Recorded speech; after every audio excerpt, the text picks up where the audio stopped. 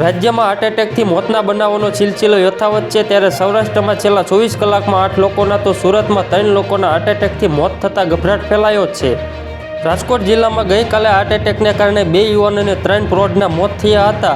આજે વધુ એક યુવાન અને રાજકોટ મધ્યસ્થ જેલમાં સજા કાપી રહેલા પ્રૌઢ કેદીનું હાર્ટ એટેકથી મોત નીપજ્યું હતું. રાજકોટ જિલ્લામાં જ હાર્ટ એટેકથી 7ના મોત થયા છે. સુરત શહેરમાં છેલ્લા 24 કલાકમાં બેભાન અવસ્થામાં હાર્ટ એટેકથી મોતની 3 અલગ અલગ ઘટનાઓ સામે આવી છે.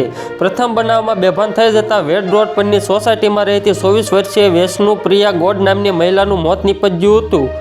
બીજા બનાવમાં વેસુના સુમન સાગરમાં રહેતા 39 વર્ષીય મંગલસિંહ ઘરમાંથી બેભાન હાલતમાં મળી આવ્યો હતો. બેભાન અવસ્થામાં હોસ્પિટલ સારવાર અર્થે લઈ જતા તબીબોએ મૃત જાહેર કર્યો હતો.